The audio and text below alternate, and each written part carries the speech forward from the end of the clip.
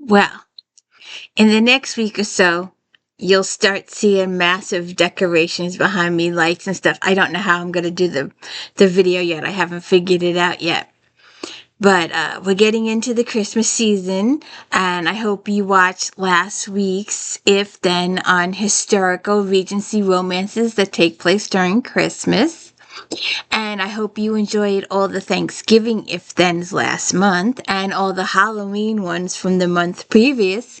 And welcome to the D. Louise book series. I'm Christina Kairas, Tina. This is where we read books and we talk about books. No special effects, no theme music, none of that fancy schmancy stuff going on here. And I hope you watched Star Trek Next Generation recap this morning. I hope it wasn't garbled. I hope you are also checking out Flashback Monday, where we talk about all the books in this magazine. In the beginning, it was Romantic Times Book Review. Later on, we become RT Book Review. And we started in 2007. We are going through to 2016. And then I've got some ideas after that. So this is If Then, I believe 38. And this is the Christmas mystery section, video, podcast, whatever you call it. Mysteries that take place during Christmas. There are thousands upon thousands out there. These are the few that I own or that I was able to get. Because there's just so many of them. But I wanted to show you the ones that I enjoy reading. Some of these are cozies. Some of them are not so cozies. But most of them are cozies. We got cats. We got dogs. We got knitting. We got baking. I forgot that one. Now that's one I forgot. See, I didn't think about that one. There's a Krista Davis one too during Christmas. I'm so sorry. I'm only human. I make mistakes. I forgot one. I'm so sorry. So let's get to this. I've got so many here.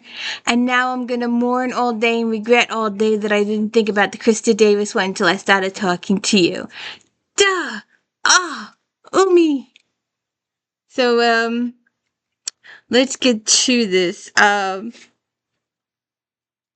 I don't have these in any type of order. So, Antiques Ho Homicide. Hold on a second. Okay. It's going to drive me crazy.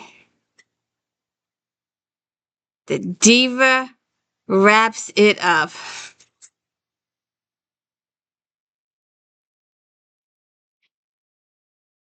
See it that way. Diva wraps it up. It's going to drive me bonkers if I didn't show it. So there we go. See how bad it's doing on this phone. But anyways, this is the 8th book in the mystery series. I love the Domestic Diva. Please go check out all my videos, reviews. I did all of the books. It starts with it's the Thanksgiving one. It starts with that one. This is the 8th in the series. The holidays are Sophie Winston's favorite time of year, but this season, there seems to be more mishaps than mistletoe. First, Horace Scrugan tumbles from a balcony during his office Christmas party. Then Sophie's neighbor takes a fall from the ladder while decorating his roof with lights. But it's the cookie swap that really starts her wondering who's naughty or nice. Sophie arrives at the annual event with high spirits and 13 dozen chocolate-drizzled ginger snaps.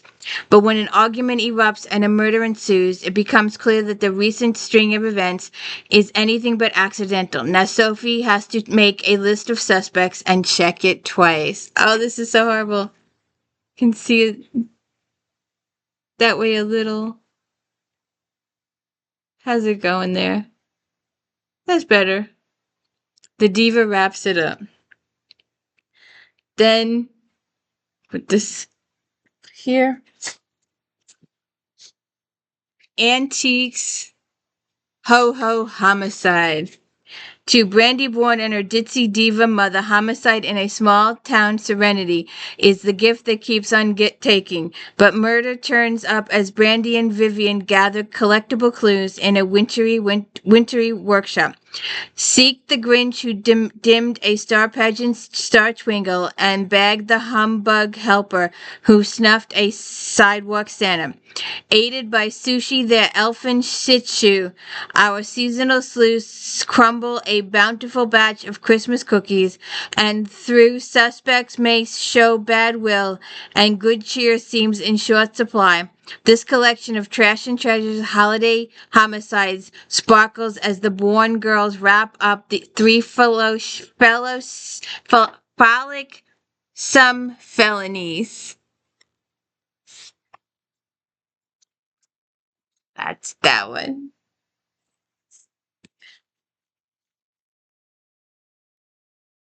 A killer at Honeychurch Hall. Hannah Dennison. Following the butler's death and cook's retirement, the ever-gullible Lady Lavina replaces them with a power couple who are determined to thrust the crumbling estate into the 21st century. The Dowager Countess reluctantly agrees to hold a big-ticket Christmas gala and silent auction with a mystery celebrity flying in from abroad as the guest of honor. Needless to say, the newcomers make a few enemies in their quest to change the status quo, and one body is discovered in the Victorian stumpery and a second in the ha-ha. It seems their high-flying past is catching up with them. Meanwhile, Kat is dealing with the theft of a valuable doll that had been earmarked for the auction. When it turns out that all the lost ticket money has vanished, it's up to Kate to save the day, bring the cold-blooded killer to justice.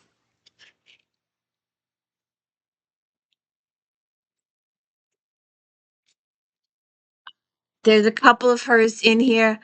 I love these books during Christmas. I love Meg's mother. I want Meg's mother to come to my house to decorate my house for Christmas. There's 2 or 3 of these books in this pile here. So there's not just this one, but I love Meg's mother and I really, really want her to come to my house to decorate my house for Christmas.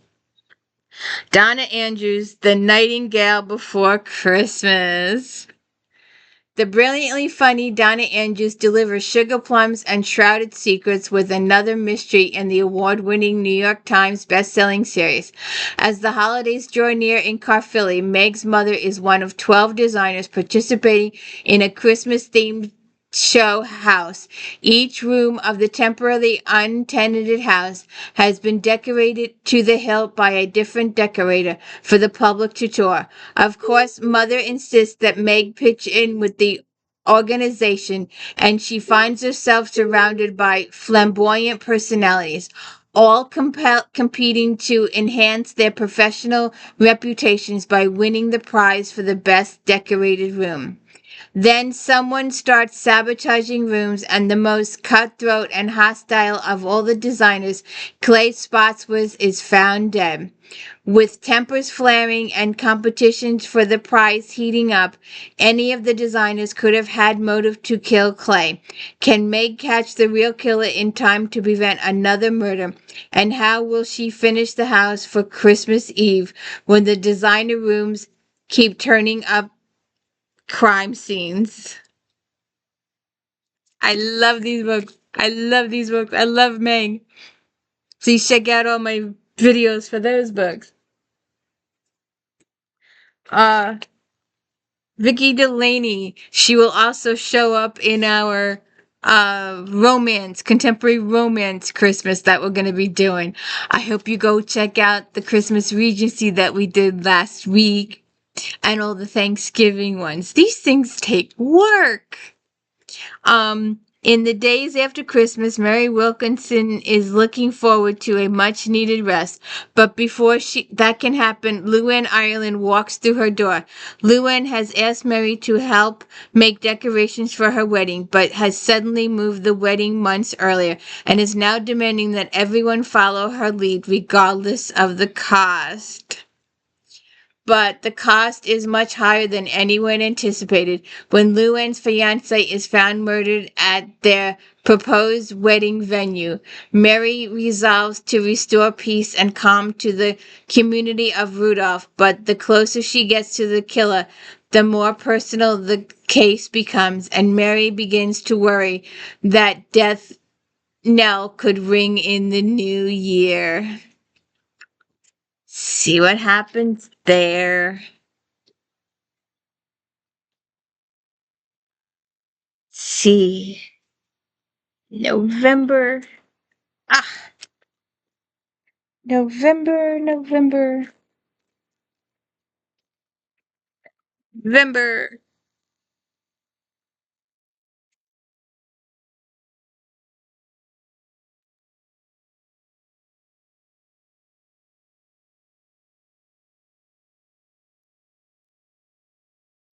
The chocolate snowman murders.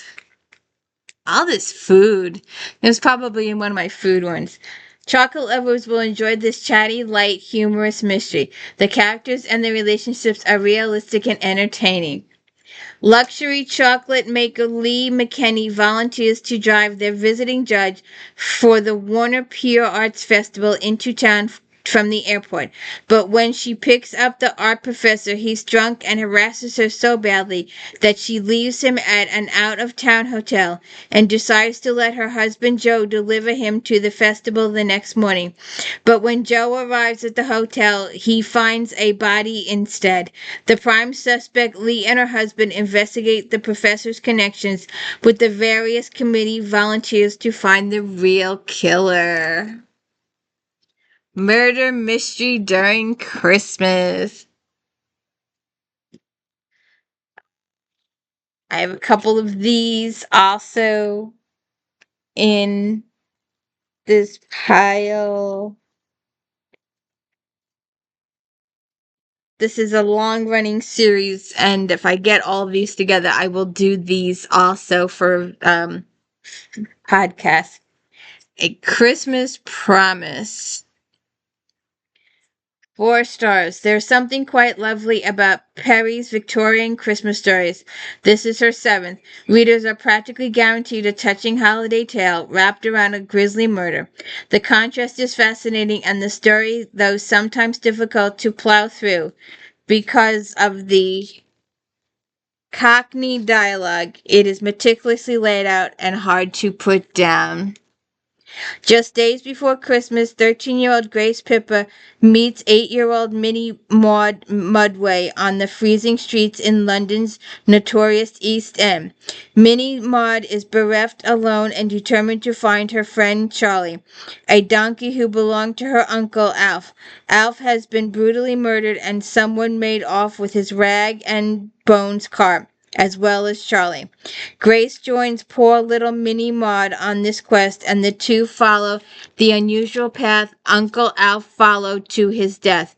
But he was not on his regular route, and the cart held more than the usual bits of china and silver. As the girls are drawn deeper into the adult world of thievery and murder, they find an unexpected friend in shop owner Mr. Balthazar. Oh, see what happens.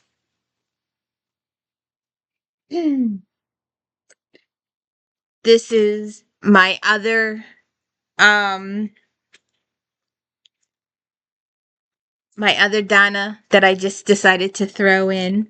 I love her titles. They're so I didn't even look up the other ones. I should have looked up the other ones, but I didn't. All right, this is the wrong one. This is the wrong one. Uh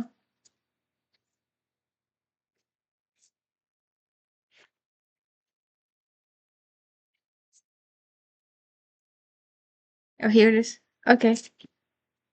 We need this here. 6 geese a sleigh.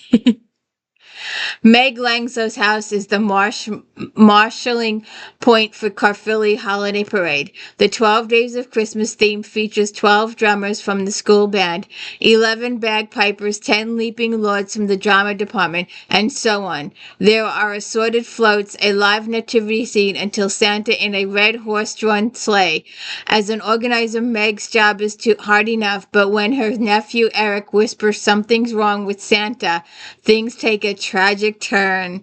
Turns out Santa has been murdered.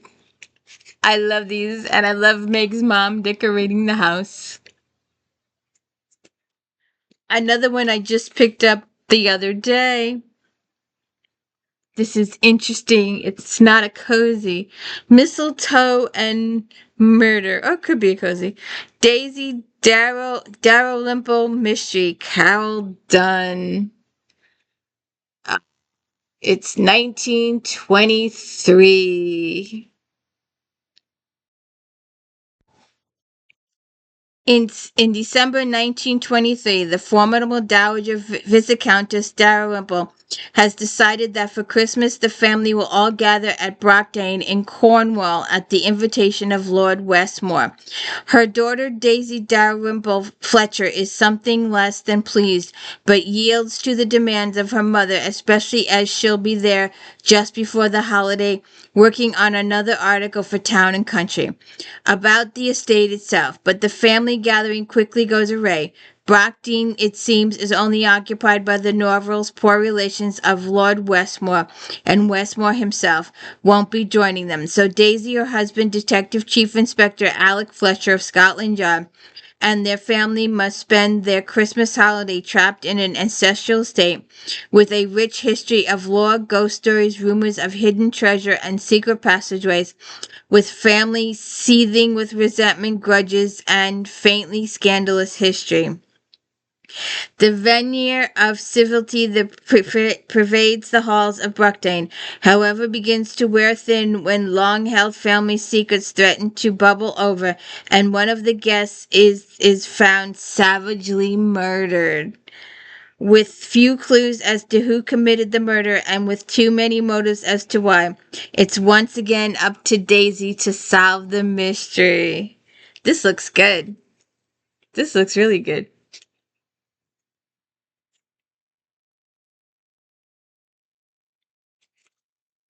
And another one in here that's not so cozy that I spotted this one and decided to include it. The Spy Who Came for Christmas. 4.5 stars. A master of auction suspense, Morrell tells electrifying yet simple tale of violence, conscience, and the spirit of the season. It's a page-turning skid past a renowned tourist attraction in a murky world where life or death is the only guaranteed outcome. It's Christmas in Santa Fe as tourists and townies enjoy the amazing light display of Canyon Road. Undercover agent Paul Cogan is carrying precious cargo, a baby who could affect world peace. While he flees the members of the Russian mafia, he's double-crossed along the way, wounded and desperate. Kagan takes refuge with the abused wife and son who have been stranded with no means of communication or way to flee their own horror. They're surrounded by men who will stop at nothing to complete their mission and kill all who stand in their way. In the spirit of the season, they stand together to save a baby, and if they're lucky, themselves too.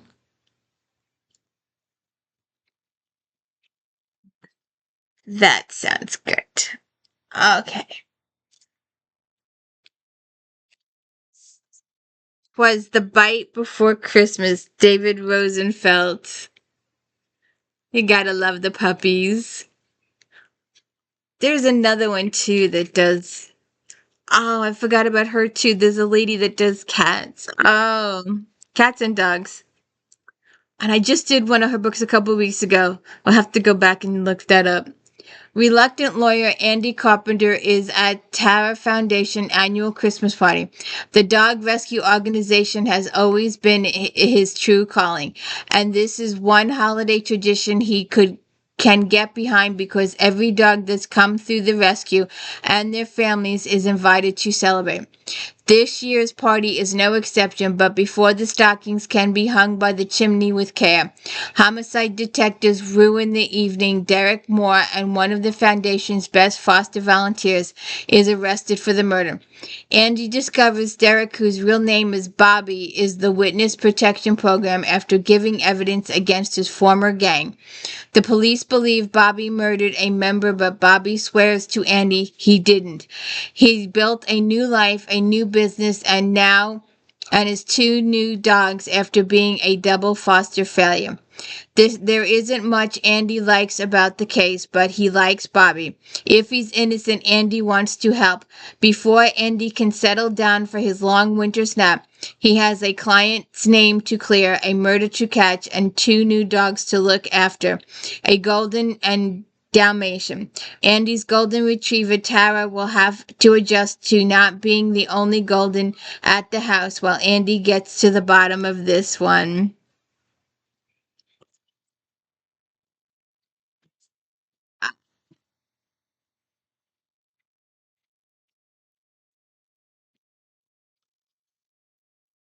I love this series. I have done several reviews on some of these books, so please go check all those out. Murder at an Irish Christmas, Carlene O'Connor. We've done several of her books.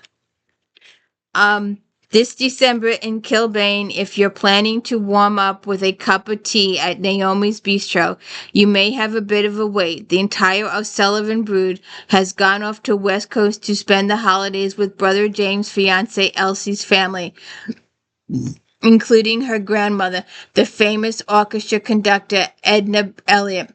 Siobhan is so happy for James and Elsie, but also quietly disappointed that she must put her own wedding to fellow Gada Mac Dara Flannery on hold. Mac will have to join them later so he can spend part of the holiday with his mother. When the O'Sullivan learn, everyone will choose a name from a hat to buy a music-related Christmas gift for someone else at the gathering. It seems like their greatest concern until the cantankerous conductor is discovered crushed under a 90-pound harp in a local concert hall. I'm almost positive I did a review on this. I'll have to go back and check, but I know I just read this recently.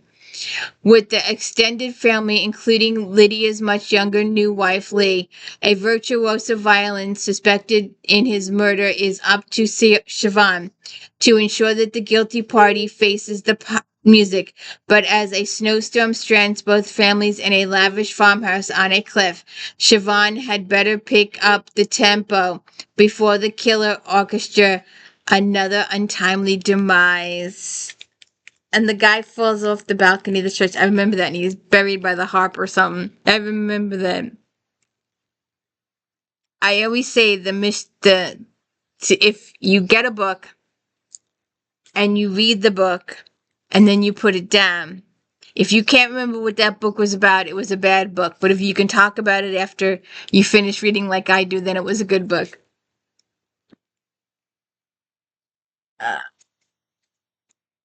So let's do one of these. How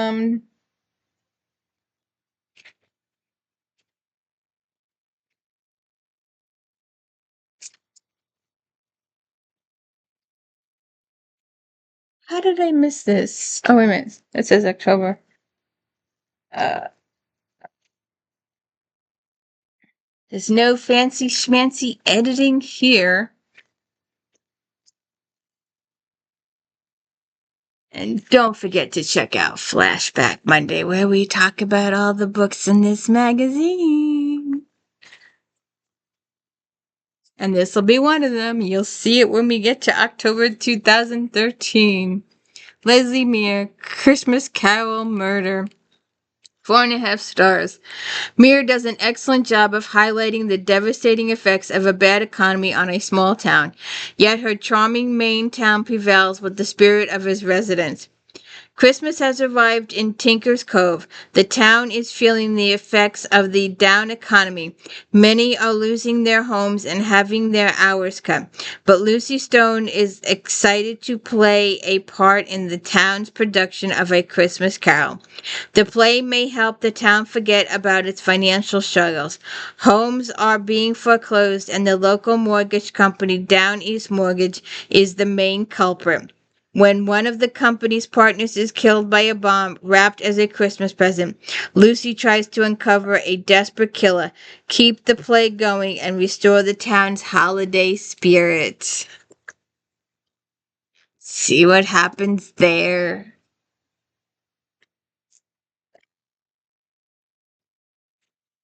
We will do a couple of her books in this podcast too, because I just love them.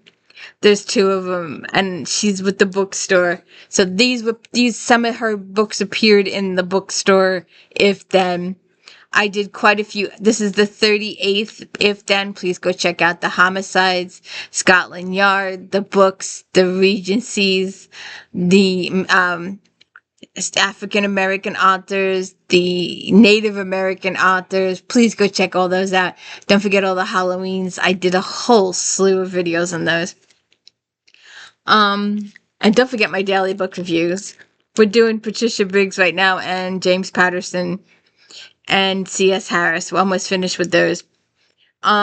Liz is surprised when an old friend from high school asks her to spend a week at the Christmas tree farm she recently inherited from a great uncle, realizing it would be the perfect chance for her and her husband Dan to get away from work. Liz happily accepts the offer and packs her bags for the tiny town of New Boston until a murder occurs. I remember this. One upon their arrival, Liz and Dan are greeted by ramshackle farmhouse and unfriendly townsfolk. It's hardly the idyllic vacation locale they'd hoped for, especially when needling neighbors start raising questions about the farm's dark history. Who was the man whose body was found neatly netted in a shipment of Scottish pine? Why did the owner vanish into thin air? And why are the trees growing so close together, forming a maze more than a twisted Celtic knot? It's a good mystery. November 2000.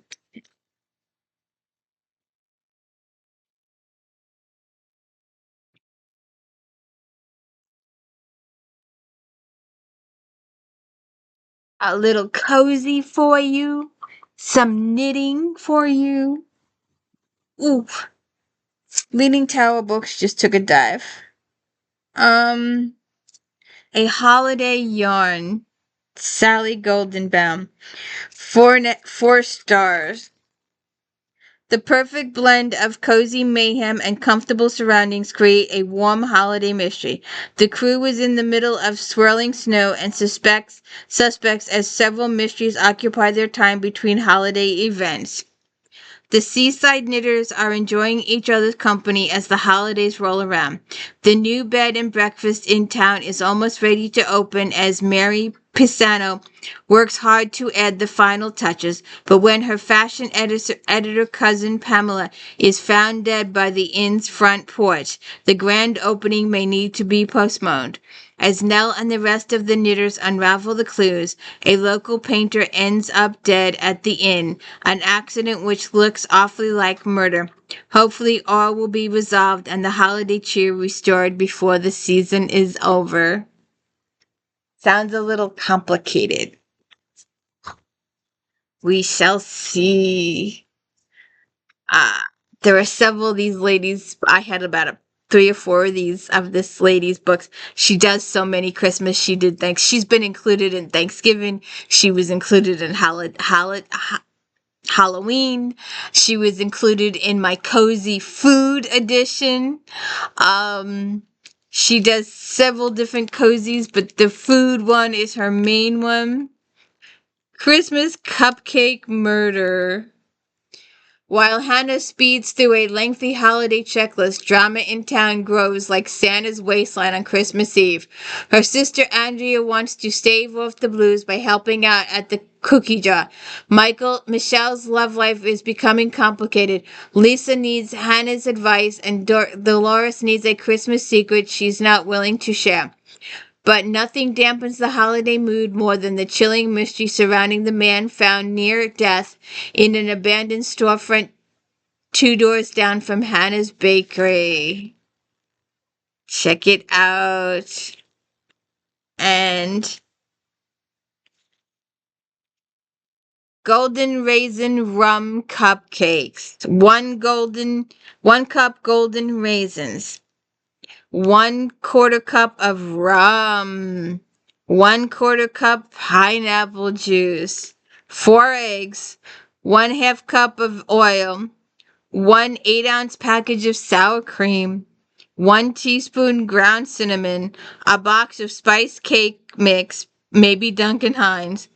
1 5.1 ounce package of dry instant vanilla pudding. Ugh. And 12-ounce weigh bag of white chocolate or vanilla chips. I don't think so. I like cheesecake. I like the domestic divas recipes. Those are included in her books too. The Krista Davis books. I love those books. I love Sophie and her crew. Another lady that was included in Thanksgiving and Halloween and the food and the If Then Food edition. Salva Michuel, baking and knitting and all this different kind of stuff. The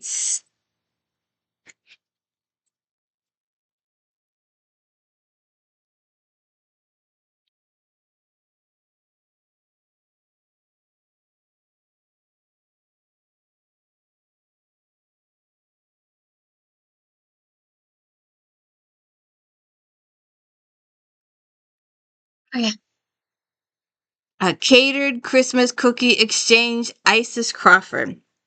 The dialogue in this cheerful Christmas mystery perfectly captures the casual bickering between 2 sisters. Oh yeah, there's 2 sisters on General Hospital doing this too right now. This year, the annual Town Cookie Contest is going to be broadcast on the Baking for the Life TV show, making it all more competitive among the members of the Christmas Cookie Club. When a top container is killed in a car accident, the contest hosts, sisters Bernie and Libby Simmons, are convinced it was no accident. Would someone killed to be the cookie contest winner? When the victim's niece is determined to take her aunt's place, the violence continues. See what happened there. Another lady that was also in Halloween and Thanksgiving, Laura Childs, The Twisted Tea Christmas. Tea maven Theodosia Browning and her tea summoner Drayton Comley are catering a Victorian Christmas party at a swanky mansion in downtown Charleston. Drusilla Haywood, the hostess, is one of the wealthiest women in town. The Grande Dame has brought the cream of Charleston society together to reveal that she is planning to give her wealth away to various charitable organizations. However, before she can make the announcement, Theodosia finds her crumpled unconscious in the hallway. It looks like the excitement has gotten to the elderly woman, except that there is a syringe sticking out of her neck. Was she murdered? And this also has recipes in the back of it too.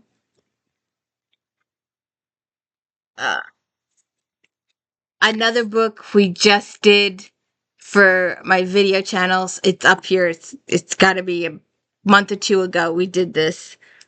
The 12 Books of Christmas, Kate Carlisle. We just did these. In the middle of the Christmas holiday in Dormer, Brooklyn and Derek receive a call from their friend Claire in Scotland. The laird of the castle has just proposed to her. They plan to be married on New Year's Day, and they want Derek and Brooklyn to be their witnesses. While they're visiting, Claire hopes Brooklyn will be able to solve the mystery in the castle. 12 rare books have gone missing. When one of the guests is poisoned and another is killed by an arrow, Brooklyn and Derek must find a killer and thief before their friend's bright and happy future turns dark and deadly. And I remember this video, so please go back and check it. I did a lot of screaming about why the fact that you give your employee the sole key to the library. You give her the only existing key to the library. What is wrong with you? You should have a key to your own library. You should not have to wait till Monday for her to come to work to open the door. I remember going off on that. November.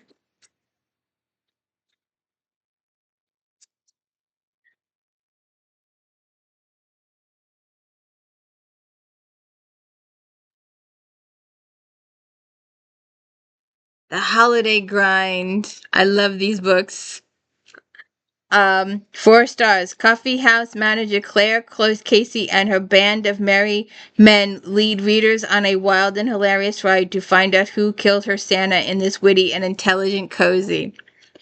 Claire's determination to find out who killed her friend, a part-time comic and genial charity, Santa puts her in some colorful situations. She gets pinned in a dumpster after she's caught climbing up a fire escape to look for evidence and butts heads with a new cop who doesn't seem to respect her theories. With her boyfriend NYPD detective Mike Quinn involved in his own cold case, Claire winds up investigating on her own and getting into unusual amount of trouble. See what happens there. Another one that I wasn't able to get a hold of, and let me see something. Okay. There it is. Merry, Merry Ghost. 4 stars.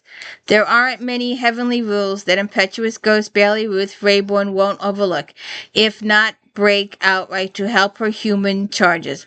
Heart's celestial messenger is a hoot, funny, outrageous, fashion conscious. Even a ghost has to look good, whether she's seen or not. And readers will chuckle out loud at her antics in this heavenly sent Christmas mystery. Flamboyant, warm-hearted, and enthusiastic ghost Bailey Ruth has been signed to protect a small boy deposited on his grandmother's porch just before Christmas with warnings to mind the heavenly rules. Bailey Ruth is dispatched to Earth to find out which of the rich woman's greedy heirs is willing to commit murder to keep him from inheriting. See what happens there.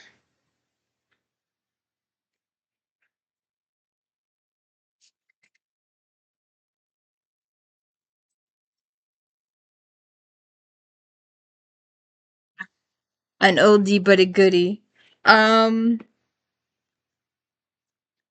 If you haven't heard of this lady, you should have, because she is just awesome.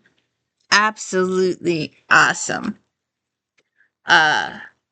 She's been around a very, very long time. I don't even know how many books she's got. She's probably got a couple of hundred. So Santa Claus. 4 stars. Mary Minor, Harry Harrison, and her four-legged sleuthing friends are back for another adventure in the wonderful setting of Crozet, Virginia. It feels like meeting up with old friends. If this is the first visit, you might feel overwhelmed by the many characters, but as in any small town, you will soon feel welcome. There's nothing like Christmas in the beautiful Blue Ridge Mountains, but when Harry and her husband Fair go to the tree farm run by Brothers of Love, a monastic organization, they find the dead body of an old acquaintance who had recently joined the order.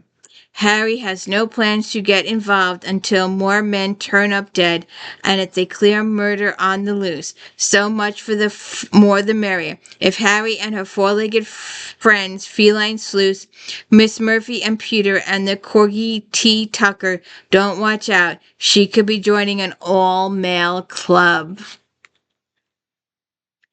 See what happens there.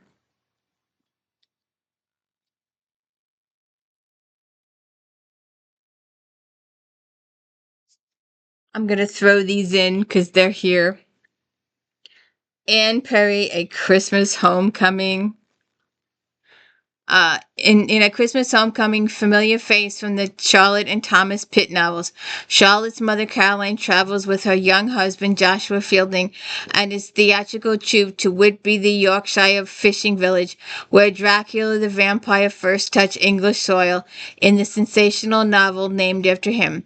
Joshua had arranged to produce a strange adaptation of Dracula by the daughter of Whitby millionaire Charles Netheridge during the Christmas holiday, but after the disastrous first read-through of her amateurish script, only the fact that the company is depending on Netheridge's financial backing for their spring tour keeps them at work.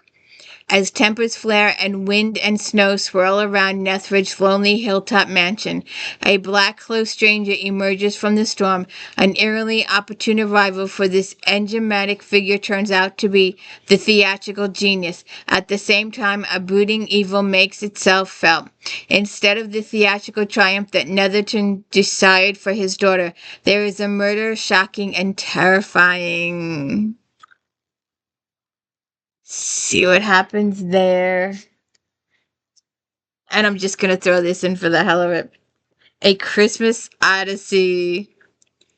Her beloved Christmas novels, Anne Perry brings readers both the authentic Victorian charm and the nail-biting suspense that have made her Thomas Pitt and William Monk tales bestsellers for generations. Through rife with the intrigue, these special seasonal stories beam with the blessing of the holiday. 10 days before Christmas, as an icy wind cuts through London, wealthy James Wentworth feels not joy but grief. His reckless son Lucian has been lured into a deadly world of drugs and wild passion. Wentworth's only hope, he believes, is his old friend Henry Rathbone, who volunteers to search for the prodigal son. Rathbone knows nothing of the sensation-obsessed underworld where Lucian now dwells, but he acquires two unexpected new companions who do. Squeaky Robinson, a reformed brothel keeper who now works in Hester Monk's medical clinic, and Crow, a mysterious slum doctor who turns no one away, however undeserving. Slowly, this odd trio gathers clues about Lucian's mad infatuation with a beautiful woman named Sadie, and about Shadwell, the ruthless man who owns her, and like the devil never let go of one of his own. Rathbone, Squeaky, and Crow even welcome into their little band most valuable recruit, young Bessie, a young teenager whose courage holds fast even in the depths of the slum. And so they set forth on their odyssey into London's dark streets on a mission whose outcome they cannot guess. See what happened there? I can't not do this. I will be home for Christmas. In a few days before the 25th, and Meg's grandfather is hosting a scientific conference on owls at the Caerphilly Inn. Most of the family are there helping out in one capacity or another, including Meg's grandmother Cordelia, invited by her grandfather in a rare gesture of peacemaking to share her expertise on rehabilitating large birds, including owls. An unexpected severe snowstorm tops the conference goers in the hotel, and lo and behold, one of the visiting ornithologists is murdered. Even if Caerphilly is able to clear the roads in time, Chief Burke doesn't want the various suspects to scatter to a half-dozen continents before he identifies the killer. So who is it? I love those Christmas books. Another author. If you have not gone through my Molly Murphy series, please go check out my Molly Murphy series. I love these books. Rice throwing the ghost of Christmas past. I did all of Molly Murphy, so please go back and check these out. There's videos in all the books. Semi-retired private detective Molly Murphy Sullivan is suffering from depression after a miscarriage following her adventure in San Francisco during the earthquake of 1906. She, her husband Daniel, and her son Liam are invited for Christmas at a mansion on the Hudson, and they gratefully accept, expecting a peaceful and relaxing holiday season. Not long after they arrive, however, they start to feel a tension in the house atmosphere. Then they learn that the host couple's young daughter wandered out into the snow 10 years ago and has never been seen again. Molly can identify with the mother's pain at never knowing what happened to her child and wants to help, but there is so little to go on. No ransom note, nobody ever found, but Molly slowly begins to suspect that the occupants of the house know more than they're letting on. I just did this book a few months ago when it came out, so please check out the video. Molly and her husband and her two gay girlfriends who help tremendously in these mysteries. Another lady from the past. Did you not know Stephanie Plum? This isn't Stephanie Plum, a holiday novel. Stephanie, Lula, Connie, Vinny, Ranger, Manelli, and don't forget, we are getting a new Janet, now or never, in a couple of weeks. Please look for those videos. They'll be all over the place once it comes out. I've seen a couple of people do teasers of it already. Her 4 days before Christmas, and things are not looking merry for fugitive apprehension agent Stephanie Plum. She hasn't got a tree. She hasn't bought any presents. The malls are jam-packed with staggering shoppers. There's not a twinkle light anywhere to be seen in her apartment, and there's a strange man in her kitchen. Sure, this has happened to Stephanie Plum before. Strangers, weirdos, felons, creeps, and lunatics are always finding their way to her front door, but this guy is different. This guy is mysterious, sexy, and he has his own agenda. His name is Diesel, and he is a man on a mission. Diesel is unlike anyone Stephanie has ever met before in her life. The question is, what does he want with her? Can he help her find a little toy maker who has skipped out on his bail right before Christmas? Can he help survive the Plum family holiday dinner? Can he get Stephanie a tree that doesn't look like it was grown next to a nuclear power plant? These are questions for Stephanie. Check it out. Visions of a Sugar Plum. Alright. 2 books by the same author, couldn't resist to show them both. 12 Slaves of Christmas and The Knife Before Christmas. Jeannie Frost, who knew? Who knew that she had a cozy side from her paranormal side? And we are going to be doing a paranormal Christmas coming up. You wouldn't believe how many paranormals are there at Christmas. I was shocked. I had so many. Twas the night before Christmas, went all through the house, when a body turns up in the dumpster behind Caroline's cupcakes. Holly White is horrified to learn her best friend Caroline is the main suspect. Everyone in town, including Mistletoe Maine Sheriff, saw Caroline fight with the victim on the night of his death. Worth Caroline fingerprints are all over the murder weapon, a custom-designed marble rolling pin. Now, just 10 days before Christmas, Holly's up to her jingle bells and holiday shenanigans, and in a desperate need of miracle, juggling extra shifts at her family's Christmas tree farm, and making enough gingerbread jewelry to satisfy the crowd is already more than she can handle, and now she has to find time to clear her best friend of murder. Add in her budding relationship with Sheriff and run with an ex-fiance looking to make amends, and Holly's ready to fly south until spring. 12 Slaves of Christmas. I should have done these in order. I should have looked. I am sorry. I make mistakes. When Holly's white fiance cancels their Christmas Eve wedding with less than 2 weeks to go, Holly heads home with a broken heart. Lucky for her, home is historic Mistletoe, Maine. It's magical during Christmas time, exactly what the doctor prescribed. Except her plans go to drown her troubles in peppermint and snickerdoodles is upended when local growth and president of Mistletoe Historical Society, Fenwick, is bludgeoned and left in the display at Reindeer Games Holly Farm Tree Fund. When the murder weapon is revealed as one of the wooden stakes used to identify trees on the farm, Sheriff Evan Gray turns to Holly's father, Bud, and the reindeer game staff, and it doesn't help when Bud and the reindeer keeper were each seen arguing with Margaret just before her death. But Holly knows her father and is determined to exonerate him. Oh, I love these books. A little on the non-Christmas side. We just did this for March Romantic Times Book Review magazine.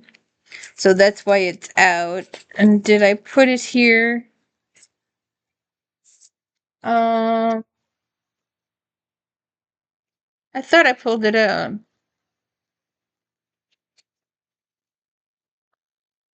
Let's see here.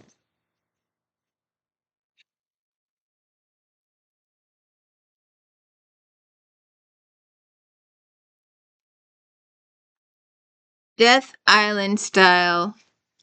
4 stars. This extremely intriguing story goes well beyond normal cozy plotlines. This beautiful beach scenes and the well thought out descriptions make the coastal background come to life. While working on the beach picking up shells that she uses to make ornaments for her Christmas shop, Mary Beth spots a dead body in the water. When detectives find one of her hand-painted Christmas sharks in the corpse's pocket, Mary Beth becomes the prime suspect. Odd ties to the death seem to come out of the woodwork. She goes back through her memories and soon uncovers some secrets that put her life in danger. So check that out too. Alright. The Bark Before Christmas. We've done a lot of cats. Molly, Miss Murphy. So here we go. 4.5 stars. Bernson's charming series continues with Melanie Travis involved in another mystery. The book is filled with sympathetic characters and fascinating details about the dog circuit. The ending is somewhat bittersweet, but that adds to the realism of the story. When the headmaster of the private school where she appoints Melanie to be the chairman of the school's Christmas bazaar, a week before it is to be held, she doesn't know if she can pull it together. If the most important fundraiser of the year, everything is a great success until a prize dog goes missing and the Santa Claus is found dead. And Melanie has to solve the mystery of what happened. So check those out. My one other, I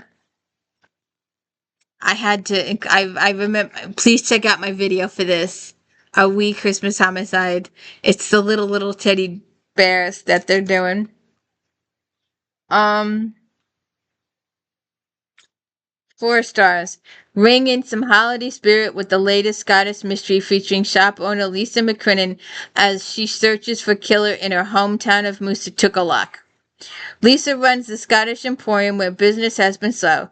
To bring shoppers in, she plans 12 days of shopping event because a few stores in town still have the tiny teddies, the hottest toy on the market. Crowds descend on Moosatukalak, leaving Lisa unprepared for the fanatical collectors. When a teddy is shot through a store window, she's slightly moved, but when the store owner is found dead, Lisa knows there's a killer at large in Moosatukalak. Okay. Alright. Now. I only grabbed 2 of these. There's more. There's at least 2 more that I know of. but I only grabbed these two, and these are non-cozy books, but it is my favorite author to read during the holidays, and I'm a little upset because I did all of these books last year, so please go check out. I did all 60 books, and I did all Janet's. Those are my two get through the holiday book rereads, and I can't do them this year because I did them last year, and I don't want to repeat those videos. I want you to go back and watch those from last year, all 60 of them. But my Eve Dallas is a lieutenant in the New York City Police and Security Department. We have Rourke and we have Mavis, her best friend. We have Peabody, who becomes her partner. McNabb becomes Peabody's real life partner. We have Whitney, the boss. We have Feeney, the head of EDD. McNabb works in EDD. We have Nadine, the reporter. We have Leonardo, Mavis's husband. Bella, Mavis's kid with number 2 on the way. It's been called number 2 for a couple of years now. Great, huge cast. Oh, don't forget Somerset and Galahad the cat. And there's a couple of books. I love the books that do the Christmas parties. I love their Christmas parties.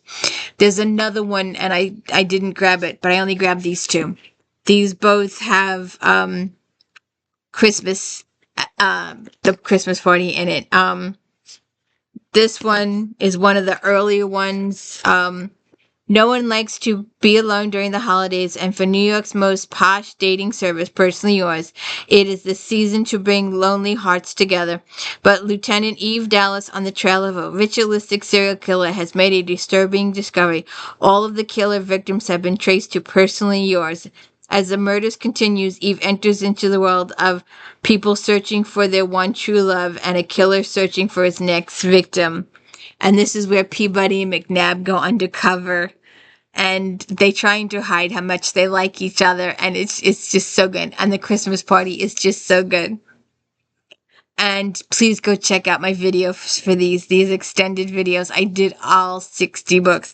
This book is a little further down the line in the reading order. Look at that stain gum. Personal trainer Trey Ziegler was in peak physical condition if you don't count the kitchen knife in his well-honed chest. And hanging from it was a note, Santa says you've been bad, ho, ho, ho. Naturally, the vengeful ex-girlfriend who called in the body was the first suspect, but as Lieutenant Eve Dallas soon discovered, she was only in a lineup of women who'd been loved and left by the narcissist Jim Rat, who'd shown a suspicious preference for wealthy, slightly older women who could afford to finance his lifestyle and his wardrobe. Not that the perp had to be a woman. The victim's enormous self-regard and arrogant behavior has ticked off plenty of guys, too. So, I just love these books. And this is the one with Trina. Oh, good God. If you know Eve, you know how scared she is of Trina. Please go check out all my videos for these.